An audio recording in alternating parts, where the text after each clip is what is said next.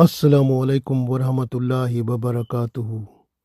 اللہ تعالیٰ کا بہت بڑا احسان ہے کہ اس نے ہمیں رمضان شریف عطا فرمایا۔ ماشاء اللہ، رمضان شریف اسلامی سال کا 9واں مہینہ ہے، جیسے محرم، صفر، ربیع الاول، ربیع الثانی، جمادی الاول، جمادی الثانی، رجب، شعبان، دن رمضان، تو 9واں مہینہ ہے۔ سو رمضان کی ہر گھڑی اللہ کی رحمت سے بھری ہوئی ہے۔ رمضان میں آپ جب ایک نفل پڑھیں گے تو اس کا ثواب فرض کے برابر ہو جائے گا، اور جب رمضان میں آپ ایک فرض پڑھتے ہیں تو اس کا ثواب 70 فرضوں کے برابر ہو جاتا ہے۔ تو رمضان شریف میں اگر کوئی بندہ دنیا سے رخصت ہو جائے تو وہ جنت میں ہی جاتا ہے، کیونکہ دوزخ کے دروازے تو بند ہوتے ہیں، جنت کے دروازے کھلے ہوتے ہیں۔ تو اس لیے رمضان شریف میں فوت ہونے والا جنتی ہوتا ہے۔ حضرت ابو ہریرہ رضی اللہ تعالیٰ عنہ فرماتے ہیں کہ جب رمضان آتا ہے، آسمانوں میں اللہ کی رحمت کے دروازے کھول دیے جاتے ہیں اور جنت کے دروازے کھول دیے جاتے ہیں، جہنم کے دروازے بند کر دیے جاتے ہیں، اور شیاطین زنجیروں میں جکڑ دیے جاتے ہیں۔ اور رسول اللہ صلی اللہ علیہ وسلم فرماتے ہیں کہ یہ برکت والا مہینہ ہے، کیونکہ اس میں اللہ تعالیٰ نے آپ پر روزوں کو فرض کر دیا ہے۔ بخاری، مسلم، نسائی، اس میں یہ حدیث موجود ہے۔ حضرت عمر رضی اللہ تعالیٰ عنہ سے روایت ہے کہ رسول اللہ صلی اللہ علیہ وآلہ وسلم نے ارشاد فرمایا کہ جنت شروع میں، یعنی جنت کو رمضان شریف جب آتا ہے تو اس کو سجا دیا جاتا ہے۔ جب رمضان کا پہلا دن آتا ہے تو جنت کے پتوں سے عرش کے نیچے ایک ہوا چلتی ہے، اور اس ہوا میں جو اللہ کی طرف سے حوریں ہیں، حور عین، یعنی وہ موٹی آنکھوں والی حسین حور جو ہوتی ہے، وہ کہتی ہے، اے رب، تو اپنے بندوں سے ہمارے لیے ان کو شوہر بنا جن سے ہماری آنکھیں ٹھنڈی ہوں اور ان کی آنکھیں ہم سے ٹھنڈی ہوں۔ ماشاء اللہ۔ حضرت ابو مسعود غفاری رضی اللہ تعالیٰ عنہ روایت کرتے ہیں کہ اگر بندوں کو معلوم ہوتا کہ رمضان کیا ہے تو رسول اللہ صلی اللہ علیہ وسلم فرماتے ہیں کہ پھر میری امت تمنا کرتی، دل میں خواہش رکھتی کہ پورا سال ہی رمضان ہو۔ ماشاء اللہ۔ حضرت ابو ہریرہ رضی اللہ تعالیٰ عنہ راوی ہیں کہ رسول اللہ صلی اللہ علیہ وسلم نے ارشاد فرمایا، جب رمضان کی پہلی رات ہوتی ہے تو اللہ تعالیٰ اپنی مخلوق کی طرف نظر کرم فرماتا ہے، اور جب اللہ کسی بندے کی طرف نظر فرمائے تو اسے کبھی عذاب نہیں دے گا، اور اس طرح ہر روز 10 لاکھ انسانوں کو اللہ تعالیٰ جہنم کی آگ سے آزاد فرماتا ہے، اور جب 29ویں رات ہوتی ہے تو جتنے پورا مہینہ بھر آزاد کیے گئے ان سب کے مجموعے کے برابر اللہ تعالیٰ لوگوں کو جہنم سے آزاد کرا کے جنت میں داخل فرماتا ہے، یعنی جنت کا حقدار بنا دیتا ہے۔ اس لیے آپ صلی اللہ علیہ وسلم نے فرمایا تھا کہ جو آخری عشرہ ہوتا ہے وہ جہنم سے آزادی اور جنت میں داخلے کا سبب ہوتا ہے۔ اس لیے رمضان جو ہے اس کا ادب کریں۔ رمضان شریف میں اگر کوئی شخص روزہ نہ رکھے جبکہ اس کو کوئی عذر بھی نہ ہو تو اسلام کے اندر بادشاہ وقت کو اختیار ہے کہ اس کو قتل کر دے۔ حضرت ابو ہریرہ رضی اللہ تعالیٰ عنہ سے روایت ہے کہ رسول اللہ صلی اللہ علیہ وسلم نے ارشاد فرمایا، جو ایمان کی وجہ سے اور ثواب کی نیت سے رمضان شریف کا روزہ رکھے گا، اللہ تعالیٰ اس کے گناہ معاف فرما دے گا۔ بخاری مسلم میں حدیث موجود ہے۔ حضرت سہل بن سعد رضی اللہ تعالیٰ عنہ روایت کرتے ہیں کہ رسول اللہ صلی اللہ علیہ وآلہ وسلم ارشاد فرماتے ہیں کہ جنت میں 8 دروازے ہیں، ان میں سے ایک دروازہ جس کا نام ریان ہے، وہ دروازہ ہے جہاں سے صرف روزہ دار ہی جنت میں داخل ہوں گے۔ تو ماشاء اللہ، یہ کتنی بڑی بات ہے، روزے دار کو اتنی بڑی سعادت دی جائے گی، اتنا پروٹوکول دیا جائے گا کہ ان کے لیے اسپیشل جنت کا ایک دروازہ اللہ تعالیٰ نے بنا رکھا ہے، وہاں سے وہ جنت میں داخل ہوں گے اور وہاں ان کے لیے وہ استقبال ہوگا۔ ابو ہریرہ رضی اللہ تعالیٰ عنہ روایت کرتے ہیں کہ رسول اللہ صلی اللہ علیہ وآلہ وسلم فرماتے ہیں کہ جب کوئی شخص ایک عمل کرتا ہے تو اس کا بدلہ اللہ تعالیٰ 10 کے برابر دیتا ہے۔ جس طرح فرمایا الف لام میم بندہ پڑھتا ہے تو الف لام میم کتنے حرف ہیں؟ 3، تو اس کو ایک کے بدلے میں 10، تو 3 حرفوں کے بدلے میں 3 یعنی 3 کو 10 سے ضرب دیں، 30 نیکیاں ملتی ہیں۔ لیکن رمضان شریف میں یہ ثواب جو ہے اللہ تعالیٰ وہ 70 گنا بڑھا دیتا ہے، یعنی ایک عمل نیک کریں گے تو اس کا ثواب 70 کے برابر ہوگا، اور اگر اللہ چاہتا ہے کسی کو 70 کی بجائے 700 کے برابر دیتا ہے، یعنی ایک نیک عمل کریں گے 700 نیک اعمال کے برابر اس کا ثواب اللہ تعالیٰ وہ لکھ دیتا ہے اس بندے کے اعمال میں۔ لیکن روزے کے لیے اللہ تعالیٰ نے یہ خود فرمایا ہے کیونکہ روزہ میرے لیے ہے اور اس کی جزا میں ہوں، یعنی اس کی جزا میں خود اس کو دوں گا۔ تو اللہ تعالیٰ روزہ دار جو ہوتا ہے نا، اس کے لیے اللہ تعالیٰ نے خصوصی جزا رکھی ہے جو کہ اب ہم سے پوشیدہ ہے اور جنت میں معلوم ہوگی، اور جس میں ایک بات تو ہمیں نظر آتی ہے کہ اللہ کا دیدار ہوگا، اور دوسری بات یہاں پر روزہ دار کے لیے خوشیاں جو ہیں 2 قسم کی رکھی ہوئی ہیں۔ ایک تو بندہ جب روزہ افطار کرنے کا وقت ہوتا ہے تو اس کو خوشی ہوتی ہے، اور ایک وہاں اللہ کا دیدار ہوگا جنت میں تو وہاں اس کو خوشی ہوگی۔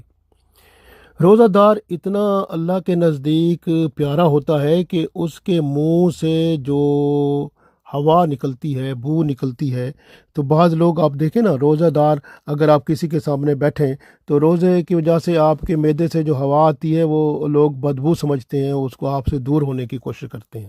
لیکن اللہ تعالیٰ ایسی بو کو جو بندے کے معدے سے نکلتی ہے، منہ کے ذریعے آتی ہے روزے دار کی، وہ بو اللہ کو بہت محبوب ہے۔ وہ ماشاءاللہ جو خوشبوئیں ہوتی ہیں ان سب سے بھی وہ بہت زیادہ اللہ کو محبوب ہے ماشاءاللہ۔ اس لیے یاد رکھیں روزہ دار جو ہے اس کی بڑی شان ہے، اور روزہ جو ہے جہنم کے خلاف ایک ڈھال ہے ماشاءاللہ۔ تو اس لیے جو ہے روزے دار کو چاہیے کہ وہ زبان سے کوئی فضول بات نہ کرے، اور نہ چیخے چلائے، اور نہ کسی سے گالی گلوچ کرے، اور نہ کوئی کسی سے لڑے۔ اگر کوئی لڑنے پر آمادہ ہو یا گالی گلوچ کرنا چاہے تو اس کے سامنے بندہ کہہ دے کہ میں روزے دار ہوں۔ یہ بخاری، مسلم، ابو داؤد، ترمذی، ان سب میں حدیثیں یہ موجود ہیں۔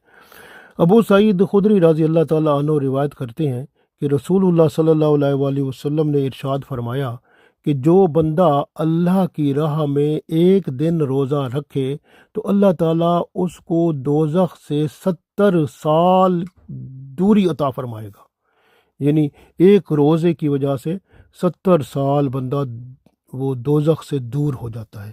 تو اس طرح کتنے روزے آپ رکھتے ہیں تو پھر آپ دیکھیں کتنا اللہ کی رحمت ہو جائے گی۔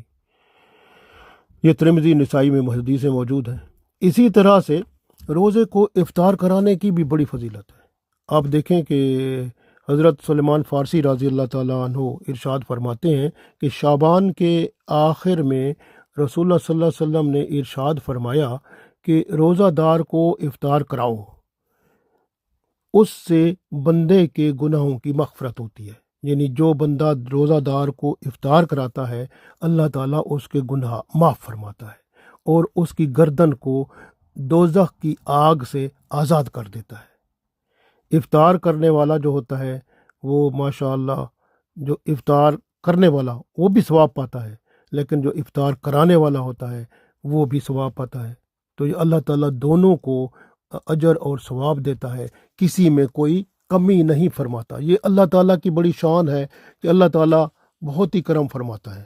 اس طرح سے رسول اللہ صلی اللہ علیہ وسلم فرماتے ہیں کہ افطار کراؤ۔ پھر رسول اللہ صلی اللہ علیہ وسلم نے ارشاد فرمایا کہ اگر کوئی شخص کسی کو ایک گھونٹ دودھ بھی پلا دے افطار کراتے وقت، تو ماشاءاللہ وہ بھی روزہ افطار کرانے کا ثواب پائے گا۔ اسی طرح اگر ایک کھجور بھی آپ کے پاس کچھ نہیں ہے تو ایک کھجور کھلا دو، ایک کھجور سے روزہ افطار کرا دو۔ اگر کچھ بھی نہیں ہے تو ایک گھونٹ پانی پلا دو، تو اس سے روزہ افطار کرا دو، تو اس سے بھی بہت بڑا ثواب ملتا ہے۔ جس نے روزہ دار کو پیٹ بھر کر کھانا کھلایا، رسول اللہ صلی اللہ علیہ وسلم فرماتے ہیں وہ میرے حوض کوثر پر آئے گا اور اس کو میں پلاؤں گا، اور وہ کبھی پیاسا نہیں ہوگا، اور حتیٰ کہ جنت میں داخل ہو جائے، یعنی جنت میں داخلے تک وہ پیاسا نہیں ہوگا۔ آپ دیکھیں وہ جو قیامت کا جو آپ کو دیکھیں سال ہے، وہ ایک دن ہے قیامت کا دن، وہ 50,000 سال کے برابر ہے، 50,000 سنہ قرآن میں آتا ہے۔ تو وہ اس دن میں، یعنی پورا اتنا بڑا دن جو ہوگا اس میں پیاس ہی نہیں لگے گی جب وہ حوض کوثر سے بندہ پی لے گا۔ اللہ کے رسول صلی اللہ علیہ وسلم اس کو ماشاءاللہ یہ شرف دیں گے، تو یہ بڑی شان ہے۔ حضرت سلیمان فارسی رضی اللہ تعالیٰ عنہ سے روایت ہے کہ رسول اللہ صلی اللہ علیہ وسلم نے ارشاد فرمایا، جو حلال کمائی سے رمضان میں روزے کو افطار کرائے تو رمضان کی تمام راتوں میں فرشتے اس پر درود بھیجتے ہیں اور اس کے لیے دعا کرتے ہیں، اور جبرائیل علیہ السلام اس کو مصافحہ بھی کرتے ہیں، ماشاءاللہ۔ اس طرح سے سہل بن سعد رضی اللہ تعالیٰ عنہ ایک روایت فرماتے ہیں کہ رسول اللہ صلی اللہ علیہ وسلم نے ارشاد فرمایا، ہمیشہ لوگ خیر کے ساتھ رہیں گے جب تک افطار میں جلدی کریں گے۔ تو یہ بخاری مسلم ترمذی میں حدیث موجود ہے۔ تو یہ افطار میں جلدی کرنی چاہیے کہ افطار کا ٹائم ہو تو آپ بیٹھے نہ رہیں، بلکہ جب ٹائم ہو جائے تو اس وقت افطار کر لینا چاہیے۔ اسی طرح سے بعض لوگ ہوتے ہیں وہ سحری بھی نہیں کرتے، لیکن سحری کرنی چاہیے۔ حضرت انس رضی اللہ تعالیٰ عنہ فرماتے ہیں کہ رسول اللہ صلی اللہ علیہ وسلم نے فرمایا، سحری کھاؤ کہ سحری کھانے میں برکت ہے۔ بخاری مسلم ترمذی میں حدیث موجود ہے۔ حضرت عبداللہ بن عمر رضی اللہ تعالیٰ عنہ روایت کرتے ہیں کہ رسول اللہ صلی اللہ علیہ وسلم نے فرمایا کہ اللہ اور اس کے فرشتے سحری کھانے والوں پر درود بھیجتے ہیں، یعنی خوشی کا اظہار فرماتے ہیں، ان کے لیے اللہ رحمتیں برکتیں ان پر نشاور فرماتا ہے، اور فرشتے ان کے لیے دعائیں کرتے ہیں، ماشاءاللہ۔ اس طرح سے یہ ہے کہ رسول اللہ صلی اللہ علیہ وسلم اعتکاف فرمایا کرتے تھے، آپ بھی اعتکاف کیا کریں۔ پورے رمضان شریف کا بھی اعتکاف ہو سکتا ہے، آخری 10 دن کا بھی ہو سکتا ہے۔ حضرت امام حسین رضی اللہ تعالیٰ عنہ روایت فرماتے ہیں کہ رسول اللہ صلی اللہ علیہ وسلم فرماتے ہیں کہ جس نے رمضان میں 10 دنوں کا اعتکاف کر لیا تو وہ ایسے ہے جیسے 2 حج اور 2 عمرے کر لیے، ماشاءاللہ۔ اعتکاف رمضان شریف کے آخری 10 دن کا، اس کا ثواب 2 حج اور 2 عمرہ کرنے کے برابر ہے، ماشاءاللہ۔ اس طرح اللہ تعالیٰ، یہ اعتکاف ایک سنت کفایہ ہے، یعنی اللہ کے رسول صلی اللہ علیہ وسلم کی سنت ہے، اور اگر جو علاقے میں لوگ رہتے ہیں ان میں سے ایک نے بھی کر لیا تو سب کی طرف سے ادا ہو جائے گا، اگر ایک نے بھی نہ کیا تو سب پر اس کا وبال پڑے گا۔ اس طرح سے تراویح پڑھنا بھی، یہ تراویح کا مطلب ہے قرآن پاک کا سننا، کیونکہ رمضان شریف کو اللہ نے عزت دی کس کی وجہ سے؟ قرآن پاک کی وجہ سے، اور قرآن پاک کو نماز میں بندہ سنتا ہے۔ تراویح اس لیے پڑھی جاتی ہے کہ قرآن پاک کو اس میں پڑھا جاتا ہے، اور پیچھے جو ہوتے ہیں وہ سنتے ہیں، اور قرآن پاک کو پڑھنا، اس کو سننا، یہ اس پر پھر عمل کرنا، اور پھر اور اللہ کے حضور اللہ کی کتاب کے مطابق عمل کر کے قرآن و سنت کے مطابق اپنی زندگی بنا لینا، ماشاءاللہ اللہ تعالیٰ کا بندہ محبوب بن جاتا ہے۔ یہ اللہ کی بڑی رحمت ہوتی ہے۔ اس لیے رمضان شریف میں جو ہے حضرت عمر رضی اللہ تعالیٰ عنہ نے جب دیکھا کہ مسجد میں لوگ تراویح پڑھ رہے ہیں، تراویح نماز کے لیے یعنی وہ پڑھتے ہیں، تو پھر علیحدہ کوئی پڑھ رہے ہیں کوئی کس طرح، تو حضرت عمر رضی اللہ تعالیٰ عنہ نے ابی بن قعب رضی اللہ تعالیٰ عنہ کو امام بنایا اور فرمایا کہ آپ جو ہے امام بن کے ان کو آپ امامت کریں اور ان کو قرآن پاک سنائیں۔ اور اس طرح سے وہ تراویح جو ہے 20 رکعت تراویح جو ہے اس کا آغاز ہوا، جو کہ حضرت عمر رضی اللہ تعالیٰ عنہ کی طرف سے یہ تھا۔ تو یہ باقاعدہ ایک آغاز ہوا تھا، تو حضرت عمر رضی اللہ تعالیٰ عنہ نے یہ کیا تھا۔ تو اس وجہ سے ابی بن قعب رضی اللہ تعالیٰ عنہ جو ہیں ان کو امام بنایا تھا، تو اس طرح سے 20 تراویح جو ہے وہ پڑھائی جاتی تھی۔ اور تراویح کا وقت جو ہوتا ہے عشاء کے بعد ہوتا ہے طلوع فجر تک۔ اس لیے اگر کوئی شخص، اس لیے کچھ لوگ جو ہوتے ہیں نا وہ 8 رکعت تراویح پڑھتے ہیں، وہ اس لیے کہتے ہیں کہ رسول اللہ صلی اللہ علیہ وسلم جو تہجد کی نماز پڑھا کرتے تھے وہ 8 رکعت ہوتی تھی، تو اس لیے وہ 8 پڑھ لیتے ہیں۔ تو وہ ان کی اپنی سوچ ہے۔ اب دیکھیں کہ رسول اللہ صلی اللہ علیہ وسلم تراویح میں وہ تراویح جو ہے وہ آپ صلی اللہ علیہ وسلم نے باقاعدہ تو شروع نہیں کرائی، کیونکہ اگر وہ کراتے تو وہ آپ صلی اللہ علیہ وسلم چاہتے تھے کہ میری امت پر بوجھ نہ بنے، تو اگر وہ شروع کرا دیتے تو امت کے لیے فرض ہو جاتی ہے، اللہ تعالیٰ پھر اس طرح فرما دیتا۔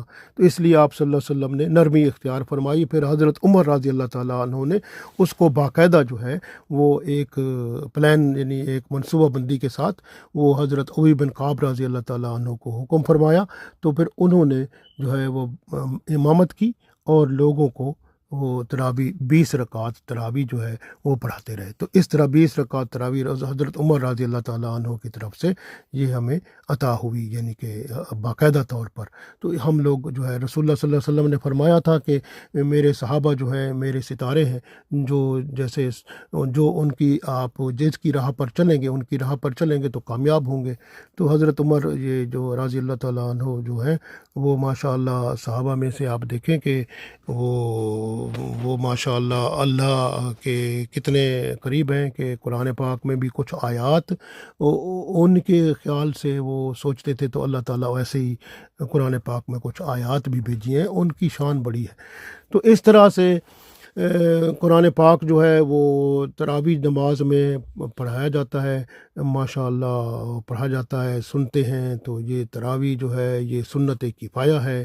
اگر مسجد کے لوگ سب لوگ اس کو چھوڑ دیں گے تراویح کو تو سب گناہ گار ہوں گے، اگر اکٹھے مل کے کچھ پڑھ لیں گے تو سب کی طرف سے ادا ہو جائے گا۔ تو اس وجہ سے تراویح نماز کو چھوڑنا نہیں چاہیے، پڑھنا چاہیے۔ تو یہ اللہ تعالیٰ کی رحمت ہے۔ رمضان شریف کی برکتیں بہت ہیں، بندہ بیان نہیں کر سکتا۔ اللہ تعالیٰ سے دعا ہے کہ اللہ تعالیٰ نے اس رمضان شریف کو جس طرح بہت تمام مہینوں میں سے ایک خصوصی مہینہ قرار دیا اور قرآن پاک کے نزول کی وجہ سے اس کی عزت کو بڑھایا، تو ہمیں بھی اس کی عزت کرنی ہے۔ اور رمضان شریف میں ہمیں جتنا زیادہ عزت احترام کرنا چاہیے اس ضرور کرنا چاہیے، کیونکہ قیامت کے دن یہ رمضان اور قرآن یہ دو اللہ کے حضور شفاعت کرنے والے ہوں گے۔ اگر آپ لوگوں نے ان کی عزت کی، احترام کیا، تو قیامت کے دن یہ شفاعت کرا کے بندے کو جنت میں لے جائیں گے۔